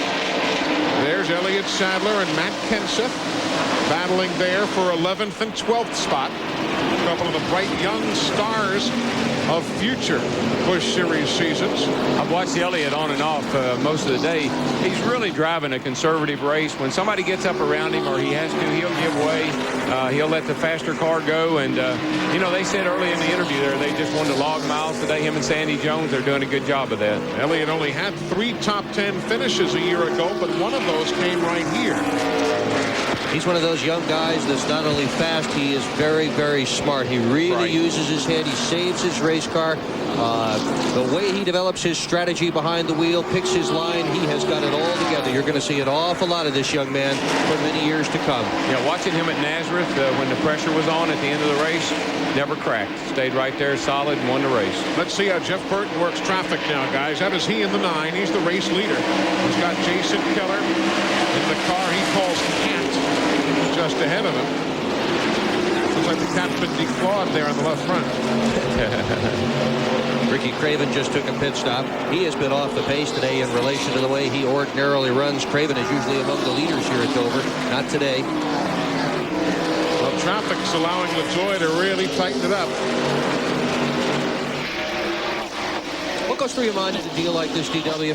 I mean, there you are. You're the race leader. You got this guy in front of you, and it is so hard to pass. Yeah, well, it's pressure on everybody. The guy in front there doesn't want to go a lap down, so he's going to be pretty aggressive. He's not going to just roll out of the way. So you got to stick it in there and let him know you mean business, but you don't want to take too many chances when you're leading a race. And remember, Keller is on the lead lap. He's in 17th. He's trying to stay with the leaders here. Dillon just ahead of him, the 72 car. He's in 16th spot. 94 Barfield on the lead lap at 15th. So these guys aren't going to yield that lap very easily. We'll tell you how it all shakes out here in a moment or so. Got to break away at lap number 135 of 200. There's the rundown. Welcome back to Dover Down Speedway in Delaware. The NASCAR Busch Series. Busch pole man Dick Trickle had the lead for a while, lost it there, lap number 72. Shortly thereafter, Jeff Burton took the lead, lap number 95. 2 laps later, Randy LaJoie says, I want it back. Burton says, no, I want it back. And that's what's been happening today at Dover.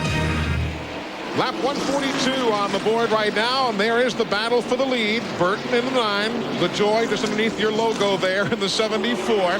Still haven't gotten away from Jason Keller, nor Mike Dillon just ahead of them. Dillon, who started 27th, he's running 15th right now, and they're not going to go quietly. No, those guys are really running pretty well, and you know, with tire wear the way it is, and getting close to a pit stop here, there's a good chance they can hang on, keep holding them guys up till they can get into pits. We're starting to see some pit stops now, Glenn Jarrett. We're going longer than we did earlier. How are the tires looking at this stage? Well, this tire off of Stevie Reeves' car doesn't look very good. You can see the cord showing through. However, the ones that I had seen before have been on the outside of the tire. This is the inside of the tire. That could also be a problem with the way the front end is set up, but it might just be the tire wear. What about it, DW? Well, it can be a combination of both, but the tires do have a tendency to wear the most on the inside. I mean, that's what we put the most pressure on, is the inside of the tire. It's hard to get it ideal perfectly all the way across. Now, for the folks who are new in the sport, why pressure more severe on one side versus the other? All right, when the car travels into the banking the way it does, the wheels travel up. And when the wheel travels up, it kicks out at the bottom, which will put more pressure, more camber automatically into the tire. We adjust that from our practice, but as this grip improves, then the camber will need to change, and you can't do that during the race. Again, MCI presenting NASCAR timing and scoring for you across the top of the screen here today.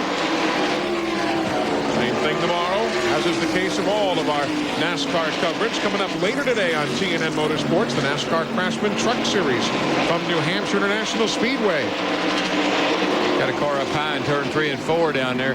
That was Buckshot Jones that DW was talking about. Managed to save it. Got a tire down, I think. Yeah. Looks like. Before the race, he said of all the things that could happen here, he said, I just hate to get loose here. He just did and saved it and did a good job of doing so.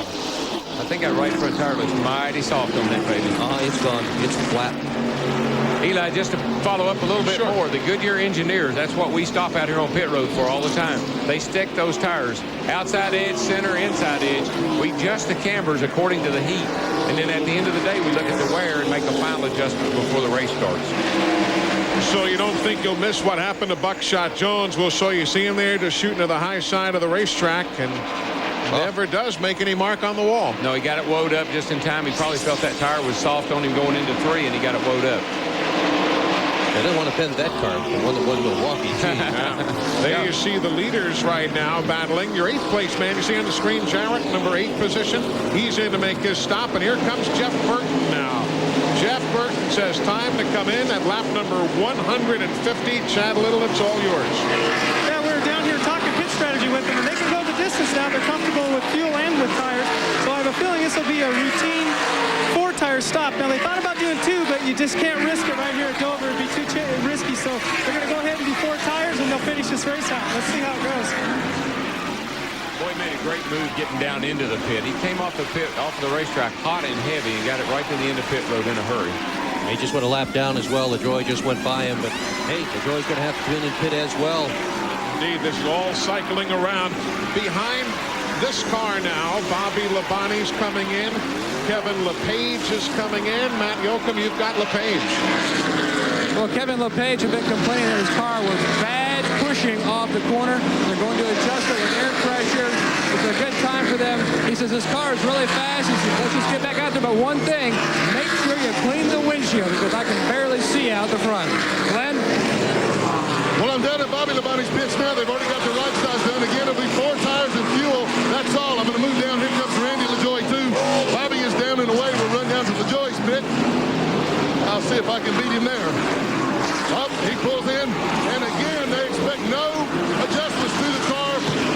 Oh, well, they will make a track bar adjustment, slight track bar adjustment, and 4 tires. So a little bit of a chassis adjustment on Randy LaJoie's car. Right side's done, track bar adjustment is done. They're on the left side now, so pretty good pit work from these guys, particularly when they made an adjustment. These guys don't get as many chances to cut these through. Good stop for LaJoie, 23.3, he's down and away. Now Terry Labonte is in, Mike Dillon is in, Shane Hall making a stop. So too Ron Barfield. Steve Park begins to decelerate and come down the pit lane. These stops are at lap number 153. So as everything cycles around for the very moment right now, Todd Bodine is the leader at this second. Let's go back down to Glenn. Well, now I'm waiting on Steve Park. The scoreboard was showing him in the lead until he came down pit road. And Park pulls the AC Delco Chevrolet in. This will also be 4 tires. We're seeing the tires pretty well worn out. I've only seen a couple of cords showing, the one I showed you on Stevie Reed's car, but the rest of them seem to be pretty much worn out, but no cords showing. They're around to the left side now. A little bit of trouble getting the car jacked up there.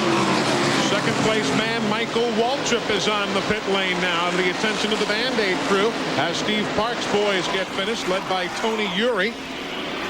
The leader, as we told you, is Todd Bodine. There he is, and he'll stay on the racetrack for yet another lap. One of the really things you got to watch as these cars make an entry into the pit lane down here is they slow down on the racetrack. And boy, I tell you, it gets mighty close when oncoming traffic runs up on the back of a car slowing down to get into the pit lane. We have not yet seen a stop for Elliott Sadler, nor for Hermie Sadler. Here comes Elliott now, and here comes Hermie as we say that. So Todd Bodine is the leader right there. He stays on the racetrack. The Sadler brothers and Jason Keller all pit here at lap number 158. Mike McLaughlin also in right now. You know, one of the tough things about a 1-mile racetrack is you want everybody to cycle through this pit stop right here, this exchange, because if you don't, somebody's going to stay out and you're going to go a lap down. That's what you worry about until everybody's made their pit stop. Phil Parsons now being posted in second spot. Yeah, he is back on the right lap now with everybody else having stopped except Todd Bodine. He could possibly stay out a teeny bit longer because he did come back in, you know, and change that left rear tire. They probably tapped him off with fuel. Right, he was in at lap 74. The other guy is in lap 51. Yeah, so I don't know how big of a factor that'll be, but it could be pretty big right at this point.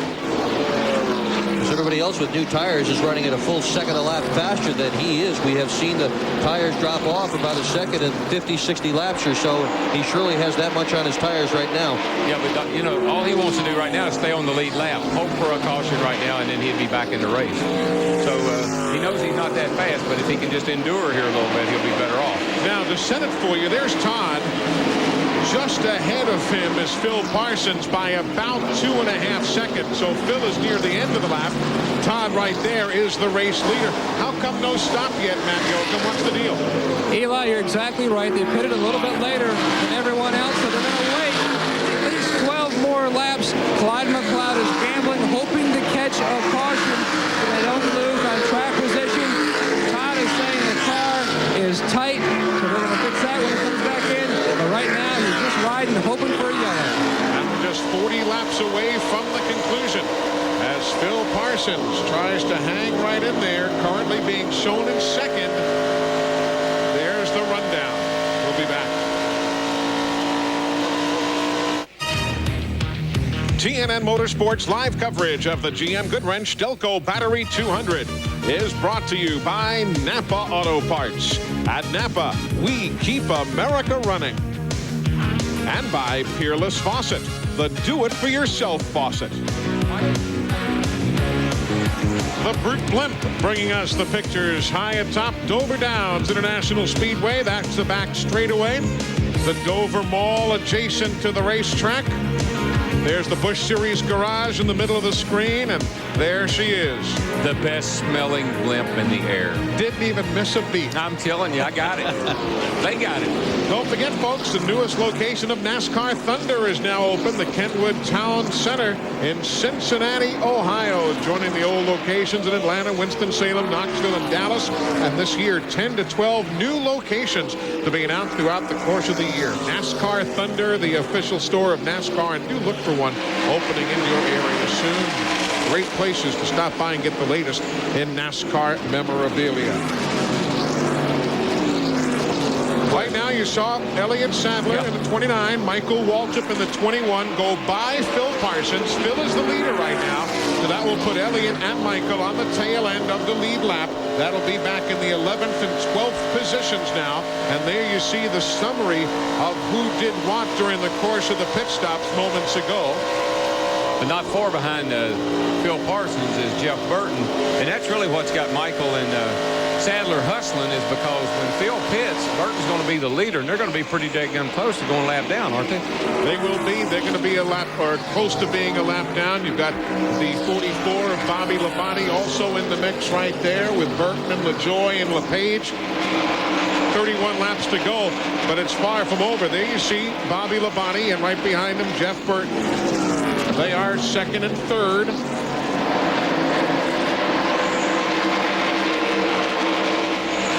There you see the interval. You've got the 63. That's Tracy Leslie, not on the lead lap.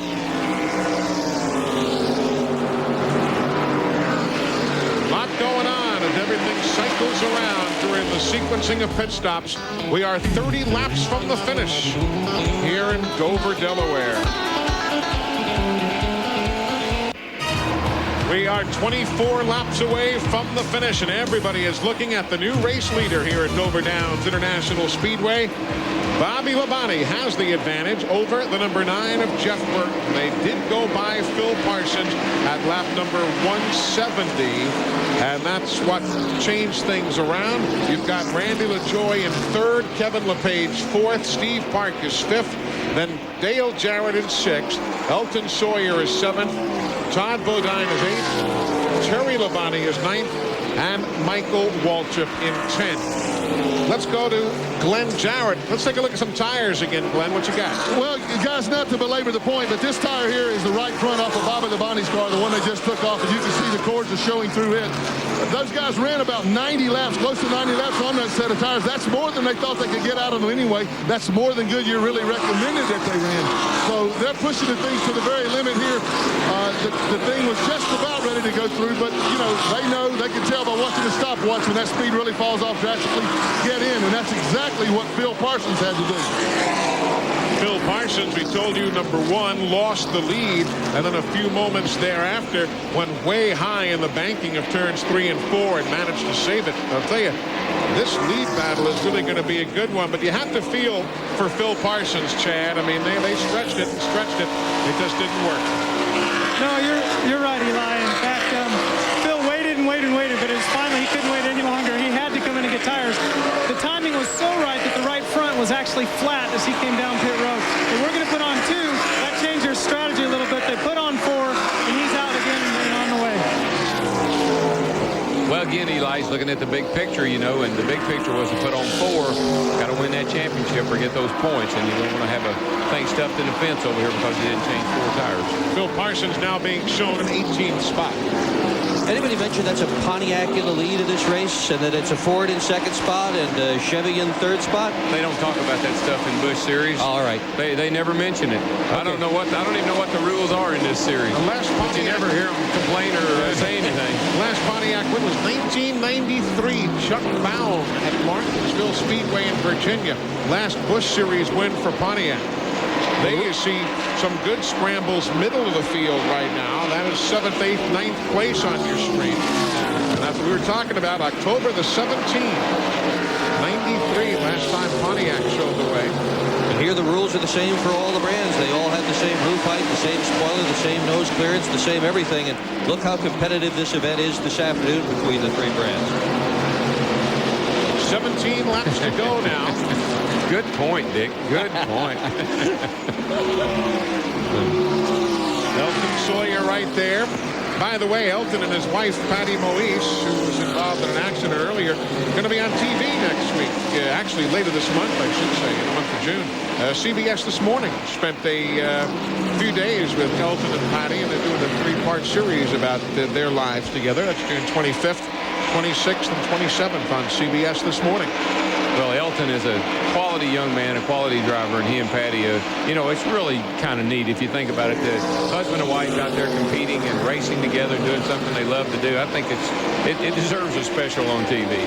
There's 7th and 8th spot right there. Todd Bodine and Terry Labonte.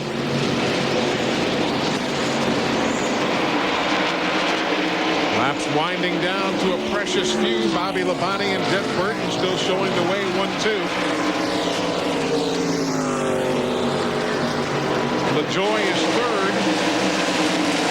And Bodine 7th in the battle among the top guys in points. And to put LaJoie in the points lead coming out of here if that stays the way it is. And again, a $10,000 bonus on the line later today for the point leader in this series after this race. If LaJoie gets it, it goes to the team. He doesn't get a dime of it. That's part of his deal. Oh, yes, drivers are all like that. We just want the trophies, the glory. It's not the money. Yeah, you say that because you're a driver owner, though. You didn't say that when you were just a driver. I remember those days. I hope Bickle's back in New Hampshire listening right now. See that move right there? 3 wide with the leaders. That's Bobby Labonte ahead of Jeff Burton as they had to work traffic. We're going away for just 60 seconds. Coming right back.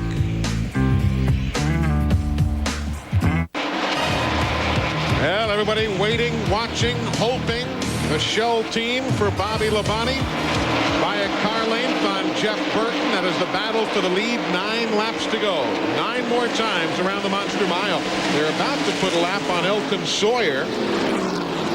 He is the 9th place man. That tells you the pace they're setting here. Yeah, those 2 front cars are just ripping around this racetrack. I mean, they're putting laps on cars that were running good all day long. It has been a remarkably incident-free race, given what we had seen here at practice and qualifying. So many cars backwards into the wall. But once that rubber got us, Tommy Morgan, the crew chief, once the rubber got down on the racetrack, it has become very competitive here this afternoon. No more so than right here for the lead. You know what, though, Dick? A lot of times that'll happen. The drivers will be so conscious of how bad the conditions are that they are extra cautious when they're racing each other and even setting the cars up. They know they got to have the car under them good for the whole race if they're going to make it to the end. I think that has a lot to do sometime with the races that we expect to be bad turn out to be real good. 7 laps to go.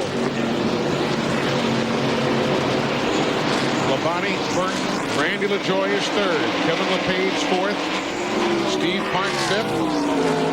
Then Dale Jarrett. Todd Bodine. Terry Labonte, Elton Sawyer, and Michael Waltrip. That's your top 10. You got to give Steve Park a call because he has just drove a clean race. He's just been out there and hadn't said much about him, but to come home in 5th place right here is a pretty good yeoman's day's work. These 2 guys have done a great job as well. They have woven their way through traffic all day long, stayed at the front of the pack virtually all day, and now here they are getting ready, one of them, to take home the trophy. Around Joe Bessie they go. Bobby Labonte seems to have just a teeny bit more straightaway speed than possibly Burton does, and that's how he's able to keep him at bay. Burton closes a little in the turn, but again, Bobby seems to pull him ever so slightly down the straightaway. Burton's wife, Kim, looking on anxiously.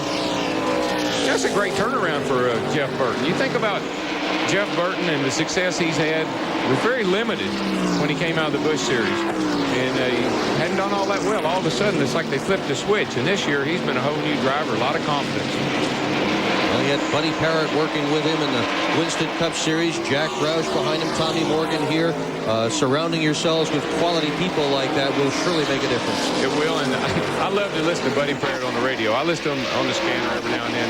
You talking about, I remember him from my days. He was a cheerleader then, and if he doesn't do anything else, he gets you pumped up. He gets you where you want to do your job better than you've ever done it before. Car number 44, Bobby Labonte. By a car lane. There you see the 3 to go signal from Carl Simmons. Now those who are still on that lap. This could be interesting, Eli. Bobby is coming up on Terry to lap him. And probably going to happen before we get the checkered flag here. So I wonder if Bob is calling Terry and telling him anything. Bob Labonte, their dad. They move inside of Mark Crow.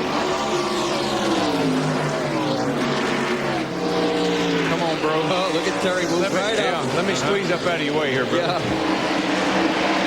I'll see what he does. I'll find an opening in line here. Let me see. I'm sorry. I didn't know you were there. White flag. He moves up. Let's have all the room. But let me tell you, that car, 33 car up there is... No, Fedewa. He's all right. I thought that Fedewa was going to hold him up a little bit, but he cleared him. The 1991 NASCAR Busch Series champion, Bobby Labonte, will take home his 8th career Busch Series win. He wins the GM Goodwrench Delco Battery 200. A lot of high fives, a lot of celebrating down on the pit lane. Good run for Bobby Labonte, who led for the first time today from lap number 14 through lap 80. He ends up leading 97 laps this afternoon. And you know, Eli, he could have done that just as easily last week. He had a car that dominant last week and had engine trouble or had some problem. So he did a great job today, and Jeff Burton did a great job as well. Darrell Waltrip, give us some good stuff to talk about tomorrow, would you? I would love to, man. I'm starting way back, but the track looks like it's a little friendlier than it was the last time I was on it. And Chad Little, John Deere, shall I say, give us something good to talk about tomorrow also. Appreciate it. Oh, thanks. He's out of here. You think he's hurrying to his race car? He is hurrying to his race car, and so is Darrell Waltrip. They've got the final NASCAR Winston Cup practice. We're not going anywhere either. We're here together with you, so stick around on TNN Motorsports. Well, Chevrolet had won the last 8 races here at the Monster Mile, but now it is Pontiac in victory lane. Ooh, that'll wake you up. Glenn Jarrett? I'm glad I missed that shower, man. That was cool, but that car was hot. That great race car today. First time you've been in victory lane here at Dover, but pretty good race car all day, Bobby. I wish I'd have missed that shower myself. I tell you, this Shell Pontiac was great to begin with, and they did that caution with for a tire check, and got going there, and you know, those guys were pretty fast, and they had to let them go. And my car was getting a little bit giving up a little bit on new tires, and we put on a set of tires there late in the race that was pretty good. Well, it looked like it was. I saw when you took those tires off on your last pit stop, a little bit of cord showing there, but you guys ran those tires a long, long time, probably longer than you thought you could have going into the race. Yeah, we did, and it was, you know, that was a hard run. You know, the first run was pretty hard, but we didn't run quite as many laps. So, you know, it was the deal where we didn't have really a good setup that middle part. And the last setup we did. Got to thank all these guys back here. You know, they're the ones that do it. They all work for me, and that's a great deal. The Pontiac, Shell, MCI, everybody that's on board with us. It's a great deal. Wicks Filters, and thank the Lord for a great race. You know. Well, one more question, Bobby. I'll let you get the rest of that ice out of your uniform there. Did you learn some things in today's race that will transfer to tomorrow? Everybody always asks that, and I always say no. Someone say no, because I can say. Well, I like an honest answer, so at least he's consistent. 8th Busch Series win for Bobby Labonte. The last one was in March of '96 in Nashville, Tennessee. And congratulations to Bobby Labonte and the entire Shell team. We are together for about another half hour. Don't you leave. We're coming back to the Monster Mile in a moment. Welcome back, everybody. You see some of the fans and spotters crossing over the racetrack. There is no tunnel here. There's a crossover bridge at turn 2, and that main crossover at the start-finish line. The NASCAR Winston Cup teams will be out in just a moment for their final practice runs. Meanwhile, to the garage, Matt Yoakum with our second-place finisher. Well, Eli, every time Jeff Burton comes here, he almost seems to get just close, but another second place. But just how much fun was that for you? That's a lot of fun. Racing Randy that hard and then racing Bobby that hard, that's an awful lot of fun. The Kevin LePage ran well. There's a lot of good racers in the Busch Series, and it's a lot of fun to come run here. You're getting ready to go run happy hour in your Winston Cup car. Well, what did you learn today that you can transfer over that and you guys might try during happy hour? Well, I have a lot more confidence in the racetrack and the tire combination right now. This racetrack's really hard to get hooked up on, and the more you run, the better it gets. And you were able to run pretty hard there at the end. The track was a little bit more like Dover than it was to begin with, but when we were running by ourselves, I was loose, and then I get behind Bobby, I was tight. So I kind of let Bobby go on, hoping that my car would be better behind him. Well, it pushed real bad, but all the guys on the Track Gear 4 team, they did a heck of a job. Had a great pit stop, got me out in front, and we run again in about 3 months, so we're going to miss this Busch racing for a little while. Hey, talk about the last lap. Did you have anything left for him? I had 35 laps to get him. If I was going to get him, I would have been able to by then. Unless he made a mistake or got into trouble with lap cars, I wasn't going to get him. The lap cars benefited him at the last lap, but the chances of me getting him were pretty slim anyway. Well, that's Jeff Burton, his second place finish here on the Dover High Banks. And as Jeff was alluding there, their schedule is really a limited schedule with only 6 Busch Series races remaining on their schedule here in 1997. Right now, time for our AutoZone Tech Fact, brought to you by the more than 1,550 AutoZone stores across America. AutoZone, the best parts in auto parts. We pit reporters are always talking about guys taking tape off, putting tape on the front end of a race car. Well, we're finally going to find out exactly what they're doing. Bobby Leslie, who is Mark Martin's Busch Grand National crew chief, is going to tell us exactly what they're doing. Bobby, what's going on with all that tape? Well, you can balance the race car from being tight or loose just by adding tape to it. And usually when the race starts, you'll have it set the way you want it so the water temperature stays the same. If your car's a little bit too tight, you'll have a ½ inch to the bottom here, but then the water will get too much. So you'll see somebody take a little bit off the top to balance the water temperature and balance the race car. And if it's the other way, then you'll see them tear it off the bottom. It's hard to believe that you can balance the race car from just adding a ½ inch of tape or taking it off, but nowadays you can. Well, it's not too hard for the rest of the teams to believe that Mark Martin's crew can do it because they have been kicking tail the Busch Grand National Circuit this year. Can he say that on television? I think he just did. I think so. You know, one thing is amazing, too. Think about the old days, and it was run what you brung to the racetrack, and now how scientific and precise it is with a little bit of tape here and there. Yeah, Richard Petty talked about coming here in 1969 with essentially the same deal that they ran Daytona with. They ran there on July the 4th. 2 days later, they were here, had never seen this place before when Richard won it. Kevin LePage had a fine run here today. Came home in 4th spot behind Labonte, Burton, and Randy LaJoie. Let's hear from Kevin. Eli, over the past few laps right near the end, Kevin LePage was about 0.3 of a second faster than the leader, but Kevin, no caution to bunch you up. Well, that's true. The Hype Chevrolet rider recruiting was really going good there at the end. The last set of tires was the best set we had all day. We loosened the car up a little bit, and unfortunately, I made the mistake today. We had talked as a team that we were going to come in after the leaders for our last stop. I saw Jeff come in off the apron in turns 4. I tried to woe the car down. I couldn't do it. And, you know, I let the team down today. We really had a shot we thought, to win this race. When we were running 3rd, we lost a wheel weight in the car, and we had a real bad vibration in the rear. So I was just easing along, you know, and didn't press the issue. And unfortunately, victory went away from me today, and it was my fault, not anybody else's on the race team. But, you know, 2 weeks in a row, 2 top 5s, you know, running with these Cup guys again. I mean, I just got my hats off of the whole organization here. They're doing a super job, and I think we're back where we were last year. Earlier on, you were battling with Dick Trickle. What happened from your vantage point? Well, Dick was pushing up on that set of tires, and he pushed up the lap before going into 1, and I got underneath him, got out of the gas, and we did the same thing again. And I thought he knew that I was going to be there because he pushed up the first time, and I gave a run at him, and he come down, and we just touched. I hate it. I'm waiting to go over and see Dennis Shoemaker and the group and tell them, you know, it wasn't an intentional deal, but it was just one of them deals. You know, I was getting a better bite on the bottom. He was pushing up. Got my nose underneath him, but here at Dover, all you got to do is just touch them a little bit, and they're away. But, you know, those racing. Well, it's a second straight week for a top 5 and a big momentum builder for Kevin LePage. Glenn? Oh, sorry, guys. We're down here in Victory Lane drinking a little Gatorade. There's a reason for this. Randy LaJoie to my left here. regained the points lead in today's race, and as I told you at the beginning of the program, he gets the $10,000 front runner award from Gatorade. To his left, that's Ed Scholl. He is the director of NASCAR marketing for Gatorade Worldwide. Ed, give that boy that big check.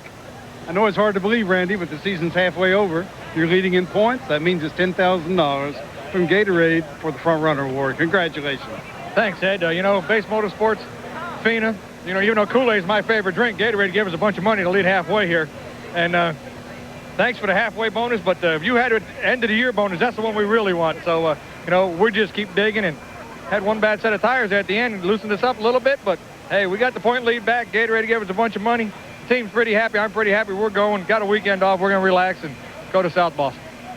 Well, I made it a little closer than it should have been. You actually got an 8-point lead, but you guys got to feel good. You've been on top. You've been at the top of the point standings for a long, long time. Won the thing last year, right back in the thick of it again this year. What a great team. Oh, what a great team. What a great sponsor. You know, all our sponsors do a great job. Not only FINA and Kool-Aid and Castle Springs Water. I mean, everybody that helps us out, that helps Base Motorsports out. You know, Birdie and the guys do a great job preparing these race cars.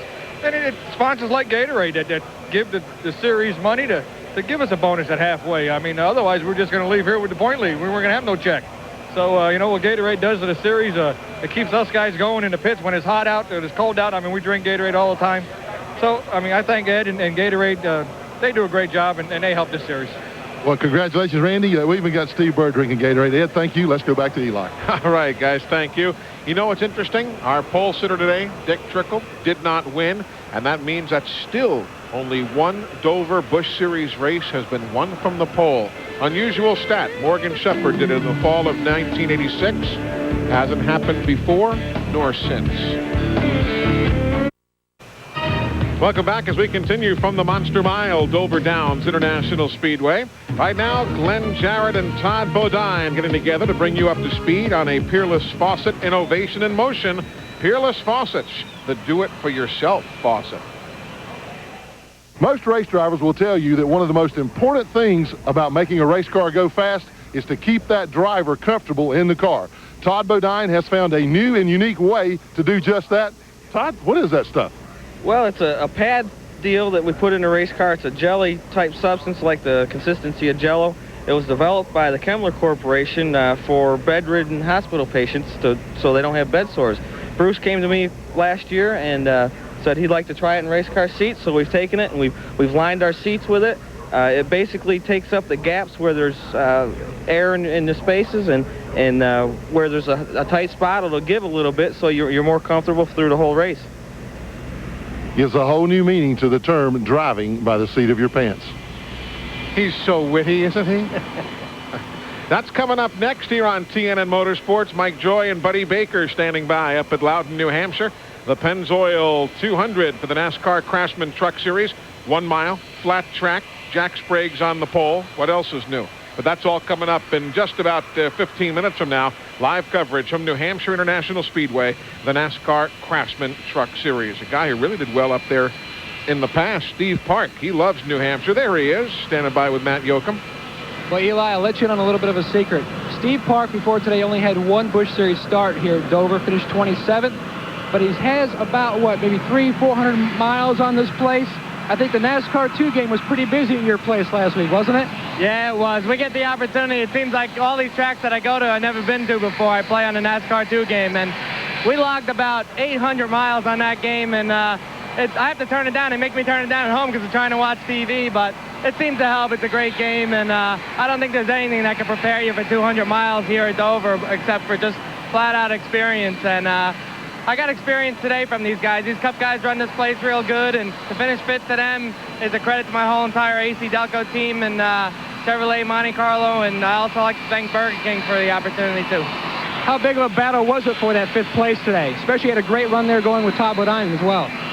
It was a great run. Our AC Delco Chevrolet Monte Carlo was flying. We were running faster than the leaders at one point, and we caught them right before our last pit stop. And when we made our last pit stop, we came out about 6 seconds behind, and we were gaining on them. We just seemed to run out of laps and run out of time, and we started 13th, and we kind of battled through the field all day today. So my hat's off to my entire crew.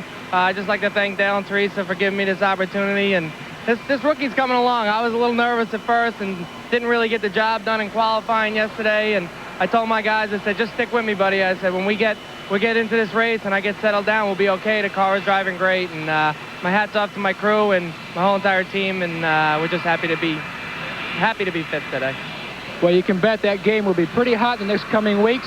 A good fifth-place finish for Steve Park today. Eli? Quite a talent, Dick Berggren, isn't he? Unbelievable talent. When you think about it, this kid is in his very first year of Grand National racing. He won Nashville, second at Talladega, second at New Hampshire, fifth here today. Wait till he sees some of these tracks for the second time around. He is going to be a big, big star. We were talking earlier in our telecast about the fact that the Diamond Ridge Motorsports team, after replacing Robert Presley in their Winston Cup car with driver Jeff Green, elected to shut down their Busch Series car, number 8. There was third in points, and really it raised a lot of eyebrows because they were so high in points, and all of a sudden they say, nope, we're here to go Winston Cup racing. Bill Engel is the team manager for Diamond Ridge Motorsports for Gary Bechtel and the bunch. And Glenn, I know you've got him down there in the garage, and it's interesting. Bill and I were talking yesterday about the numbers of people who have called wanting to buy that great equipment from them. Well, that certainly is true, Bill. Eli was talking about what you and he were talking about yesterday, the numbers of people that have contacted you about the number 18 now that you guys have parked it. Yeah, well, last winter when we decided to do this two-team concept, it was all, the purpose of putting the two Busch teams on was to build a driver for the Winston Cup Series. The Busch Series is a good stepping stone for guys to come to Winston Cup. It served its purpose. You know, we found us a driver that could get the job done, was dedicated, had the desire, and done all the right things. And, you know, unfortunately, the Winston Cup team just hadn't been performing well this year. The Busch teams have. We were sitting there with an unsponsored car with a driver with the capabilities that could compete in the Winston Cup Series. So we decided to go ahead in 1997, get that learning curve shortened up for Jeff for 1998, and see what happened.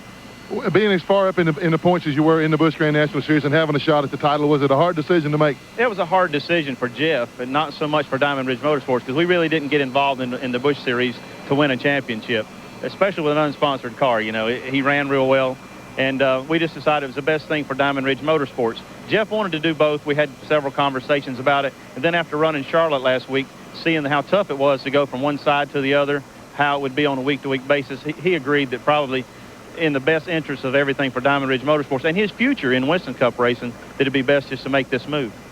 Boy, I wish all my guys would explain things that clearly. Thank you so much, Bill. And Bill and I were, Eli, right before I throw it back to you, we were listening to Steve Park, and we have both decided that if he could drive as fast as he talks, nobody could catch him. Good point, Glenn. Thanks a lot. And Bill Engel with an update on a very interesting story out of the garage area. Don't forget, if you want to get all the information as it unfolds in the world of NASCAR, NASCAR Online, www.nascar.com. That's the computer address to dial in to all that takes place around the world of NASCAR racing. If you're looking for a great place to go with the family, let me suggest Opryland USA. We go up there a good bit, the official destination of NASCAR. You can get all the information you want by dialing that number on your screen, 615-889-6611. And if you're wondering, yes, the Food Lion TNN Salute to Motorsports is returning here in 1997. It's all coming up at Opryland USA. The dates are June 25th through the 29th. And for more information, just call that same number, 615-889-6611. That phone line operational Monday through Friday for all the info you need on the Food Lion TNN Salute to Motorsports, upcoming at Opryland. They haven't started happy hour yet, but the work is continuing. We're coming right back. Continuing from Dover Downs Speedway in Delaware, there's a good look at the horse racing complex, the enclosed grandstand. That is the front side of the horse track, the backstretch of the super speedway. Todd Bodine today, 14th top 10 finish of 1996. Let's hear from him. Well, boy, it was a tough seventh place finish, Todd. Just how big of a battle was it for that seventh place? I tell you, that's the hardest I've worked in a long time. I tell you, we just totally missed the setup. The Stanley Pontiac was really, it was a handful. That's the only way to put it. I mean, I drove my rear end off all day, and you know, we ended up with seventh. It's a pretty bad day, though. I'm not real happy. The car didn't run good, and lost the points lead, and lost that 10 grand. I don't know. Me and Mike and myself, my wife Lynn, were going to go to Atlantic City after this to as bad as luck as I've had today, I don't think I need to go. Well, I'll tell you what, if you look at that points chase, it seems like about every other race, you and Randy seem to pass it back and forth. None of you guys can just kind of be the rabbit and just get a big head start. Yeah, I know it. That's the way it's been all year. You know, we've had a good tight race.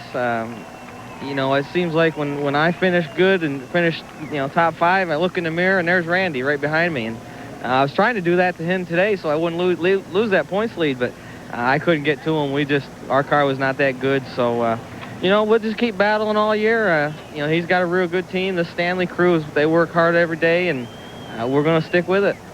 Well, that's Todd Bodine. They're going to take a couple weeks off and head to South Boston, where he won there last year. Eli? And as we said, 14 top 10s for him here in 1997. Let's take a look at the results for you from today's event. And there you see it, Bobby Labonte and Pontiac on the top rung of the leaderboard today. Some good runs there. Michael Waltrip hung around for a top 10 finish today.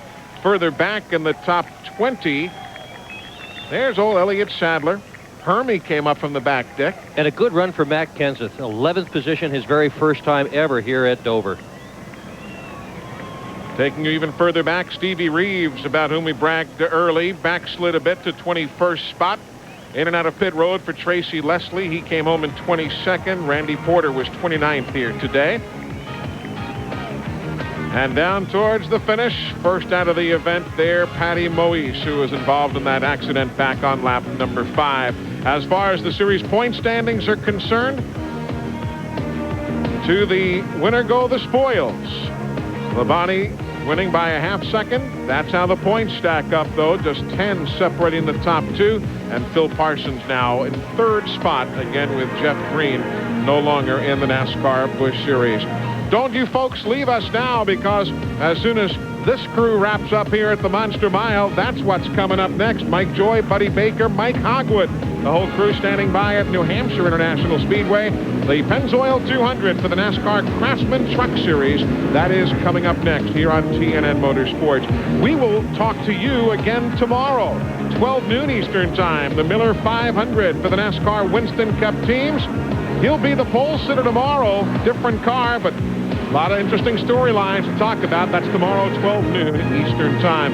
Our thanks to Darrell Waltrip, Dick Berggren, Glenn Jarrett, Matt Yoakum, and Chad Little. I'm Eli Gold. Thanks for hanging with us here at Dover. The trucks are coming up next from New Hampshire, and we'll see you tomorrow at noon. So long, everybody.